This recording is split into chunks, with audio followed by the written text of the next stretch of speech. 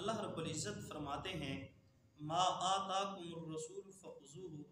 جو رسول تمہیں دیں اسے لے لو، وما نہاکم عنہ فانتہوا، جس چیز سے رسول منع کریں اس چیز سے رک جاؤ۔ اور نبی کریم صلی اللہ علیہ وآلہ وسلم نے فرمایا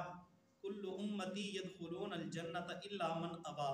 میری ساری کی ساری امت جنت میں جائے گی سوائے اس کے جس نے انکار کیا۔ صحابہ کرام نے فرمایا قیل من ابا، صحابہ کرام نے فرمایا یا رسول اللہ وہ کون ہے جو جنت میں جانے سے انکار کرے گا؟ نبی کریم صلی اللہ علیہ وآلہ وسلم نے فرمایا من اطاعنی دخل الجنہ، جس نے میری اطاعت کی وہ جنت میں جائے گا، ومن عصانی فقد ابا، اور جس نے میری نافرمانی کی وہ جہنم میں جائے گا۔ اب کچھ لوگ یہ کہتے ہیں فرائض نماز کو ادا کرنا تو ضروری ہے اور سنتوں کو ادا کرنے کی کسی قسم کی کوئی ضرورت نہیں ہے، سنت وغیرہ نہیں پڑھتے تو کوئی حرج بھی نہیں ہے، اور وہ استدلال کرتے ہیں حضرت سعد بن احزم رضی اللہ تعالی عنہ، وہ دیہاتی صحابی رسول جو سفر کر کے آئے تھے اور حضور کریم صلی اللہ علیہ وآلہ وسلم کو فرمایا یا رسول اللہ مجھے بھی دین سکھا دیجئے۔ جناب نبی کریم صلی اللہ علیہ وآلہ وسلم نے حضرت سعد بن احزم دیہاتی صحابی کو بنیادی اصول بتلائے اور بنیادی دین کے ارکان سکھلا دیے اور فرمایا کہ اس پر عمل کرو۔ اس دیہاتی صحابی حضرت سعد بن احزم رضی اللہ تعالی عنہ نے فرمایا لا ازید ولا انقص، نہ تو ان کے اندر میں زیادتی کروں گا اور نہ ہی کمی کروں گا۔ تو حضور کریم صلی اللہ علیہ وآلہ وسلم نے فرمایا جس نے بھی جنتی دیکھنا ہو وہ اس شخص کو دیکھ لے۔ تو اس کا علماء کرام نے ایک جواب یہ بھی دیا ہے کہ اللہ رب العزت نے حضور کو بتلا دیا تھا یہ جو آنے والا دیہاتی صحابی حضرت سعد بن احزم ہے یہ جنتی ہیں،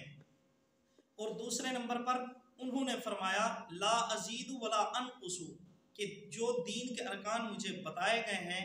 ان کے اندر نہ تو میں اپنی طرف سے کمی کروں گا اور نہ ہی اپنی طرف سے زیادتی کروں گا۔ کیوں؟ جو دین کا معاملہ مجھے بتایا گیا ہے، دین کے احکامات مجھے بتائے گئے ہیں تو ان پر میں عمل کروں گا۔ اب ہم بھی یہی کہتے ہیں کہ جو ہمیں دین کے احکامات بتلائے گئے ہیں ان پر عمل کرنا ضروری ہے، ہم ان کا انکار نہیں کر سکتے۔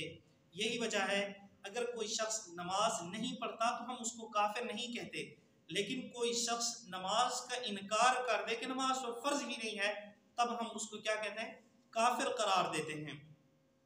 لیکن اس سے پہلے چند باتوں کو ذہن میں رکھ لیجئے، جتنی بھی شرعی اصطلاحات ہیں مثلا فرض ہے، واجب ہے، سنت ہے، مستحبات وغیرہ ہیں، یہ سارے کے سارے فقہائے کرام نے ایک آیت یا ایک حدیث کو پڑھ کر اس کا ترجمہ اور تشریح سمجھ کر نہیں وضع کر لیے، نہیں متعین کیے، بلکہ جتنے بھی علوم شریعہ کے ذخائر تھے ان کو مد نظر رکھا اور ان کو سمجھا، ان کو سمجھنے کے بعد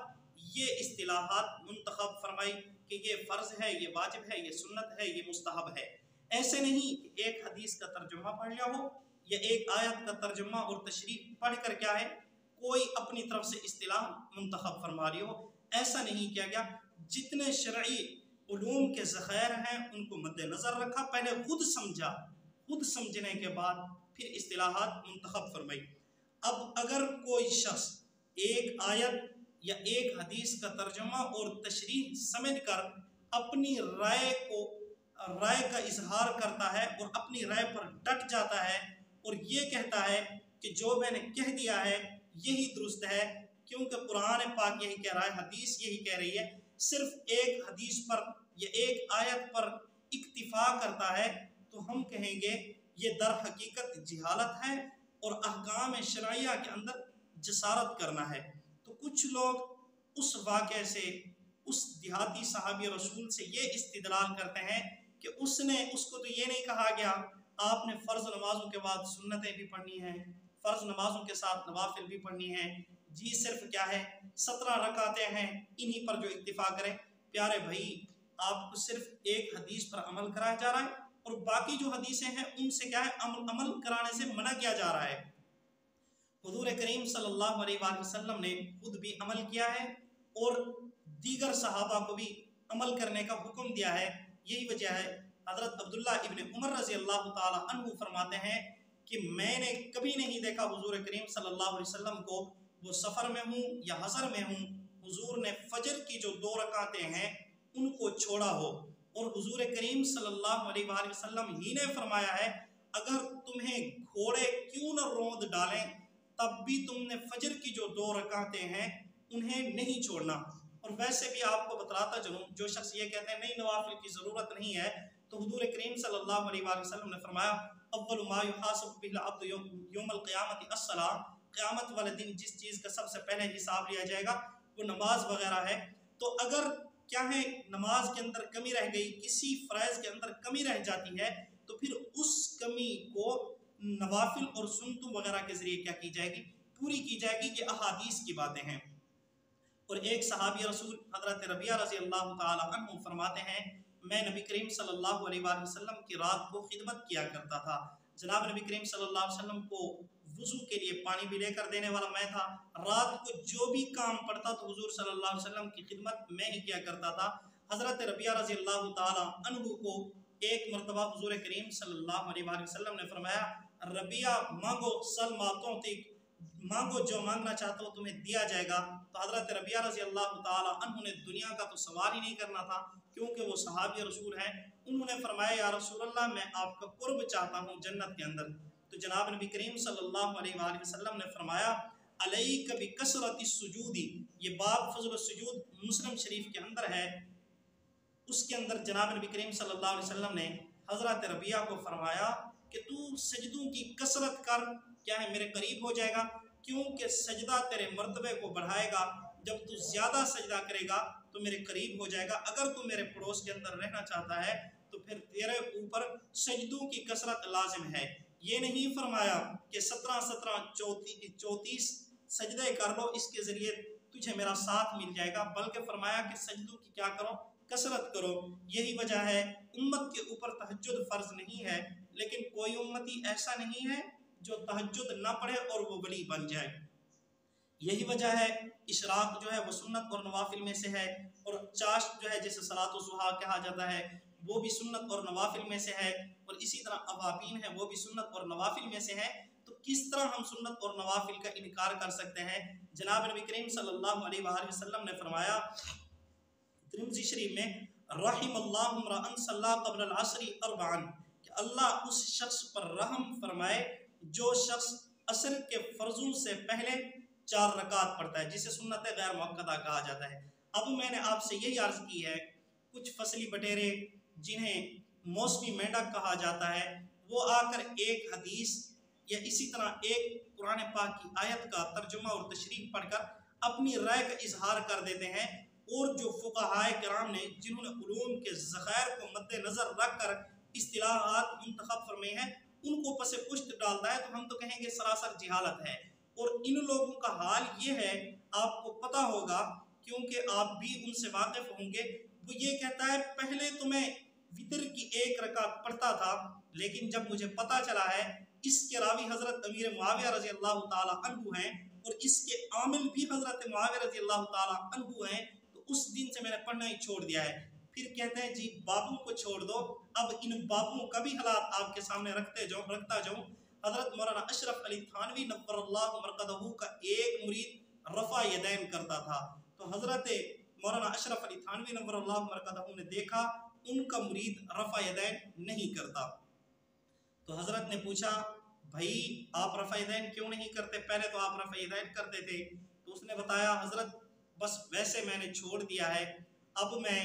रफ़ा यदैन न करने वाली रिवायत के ऊपर अमल करना चाहता हूँ। हज़रत ने फरमाया, देखें अगर आप इसीलिए रफ़ा यदैन नहीं कर रहे कि आपका पीर नहीं करता, तो फिर आप सुन्नत को छोड़कर गुनाहगार हो रहे हैं। ये इत्तिबा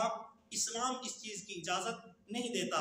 हाँ, अगर तू क्या है ये समझता है कि ज़्यादा मुदल्लल और ज़्यादा मुहक्कक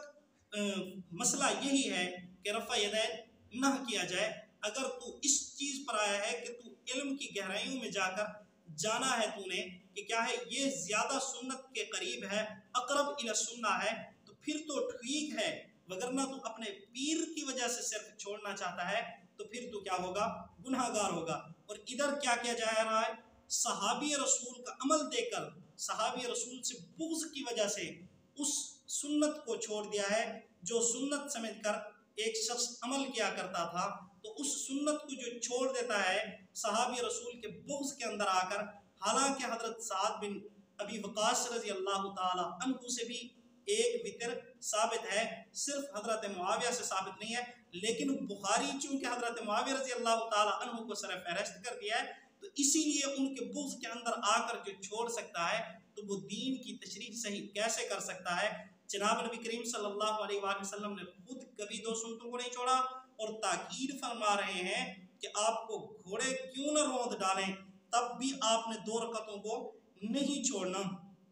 اور آپ کو پتا ہوگا حضرت بلال رضی اللہ تعالی عنہ کو حضور نے جو آ کر خوشخبری دی، حضور نے فرمایا، اور یہ بات جو ہے مسلم شریف کے اندر بھی ہے کہ بلال کے قدموں کی آواز میں نے جنت کے اندر سنی ہے، تو آ کر حضور صلی اللہ علیہ وسلم نے پوچھا، بلال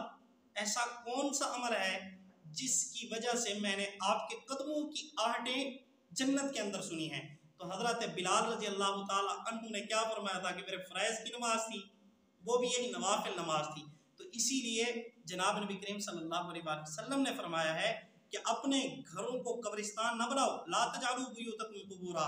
جس طرح قبرستان کے اندر نماز نہیں پڑھی جاتی، اسی طرح گھروں کو بھی قبرستان نہ بناؤ، بلکہ جو بچی کچی نماز ہوتی ہے، سنت نوافل ہوتے ہیں، ان کو گھروں کے اندر جا کر پڑھو۔ تو اب کچھ لوگ جو حضور کریم صلی اللہ علیہ وسلم کے چہ جائے کہ وہ قریب کرتے اور حضور سے کیا کر رہے ہیں؟ دور کر رہے ہیں۔ نبی کریم صلی اللہ علیہ وسلم کو اللہ رب العزت نے فرمایا سجدہ کرو اور قریب ہو جاؤ، سورت الگ کا اختتام ہے۔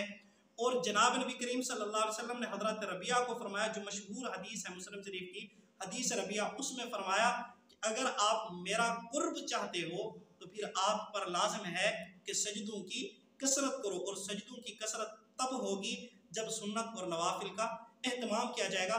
یہی وجہ ہے کہ ان فقہائے کرام کے سامنے علوم کے ذخائر تھے، تو انہوں نے کیا کیا ہے، یہ اصطلاحات منتخب فرمائی ہیں فرض، واجب، سنت اور مستحب وغیرہ کی، اور جو ان سے نواقف ہے، جو کیا ہے موسمی میڈک ہے، ان کو ان اصطلاحات کا کیسے علم ہو سکتا ہے؟ جس کو کیا ہے علم کے ذخائر تو دور کی بات، جس کے سامنے صرف ایک آیت یا ایک حدیث کا ترجمہ ہو تو وہ اسی طرح کی تشریح کرے گا اور امت کو جناب نبی کریم صلی اللہ علیہ وسلم والے راستے سے ہٹائے گا، جس راستے پر نبی کریم صلی اللہ علیہ وسلم نے اپنے صحابہ کرام کو لگایا ہے، اور صحابہ کرام نے وہ راستہ اس امت کو دکھایا ہے۔ تو آج کچھ لوگ اس راستے سے امت کو ہٹانا چاہتے ہیں، تو امت کی ذمہ داری بنتی ہے وہ ان سے علم حاصل کریں جو اہل علم ہیں، اگر نہیں کرتے تو خسرت دنیا والآخرہ، دنیا آخرت کا خسارہ خود اٹھائیں گے، پھر وہ خود ہی ذمہ دار ہوں گے۔ اور یہی اللہ رب العزت نے فرمایا فَاسْأَلُوا أَهْلَ الذِّكْرِ إِن كُنتُمْ لَا تَعْلَمُونَ، اہل علم سے پوچھو ہاں اگر آپ کو معلوم نہیں ہے۔ انما شفاء العی سوال، پوچھنے کے اندر کیا ہے؟ شفا ہے۔ اگر کسی مسئلے کے اندر بندے کو غلط فہمی پیدا ہو جاتی ہے یا بندے کو شک پیدا ہو جاتا ہے کہ جو میرا دل کا مفتی ہے یہ مجھے بتا رہا ہے کہ مجھے درست راستے سے ہٹایا جا رہا ہے، تب امت کے اوپر ضروری ہے، امت کا حق بنتا ہے، انسان کے اوپر لازم ہو جاتا ہے وہ اہل علم سے رجوع کرے۔ دعا ہے اللہ رب العزت ہمیں اہل علم سے محبت نصیب فرمائے۔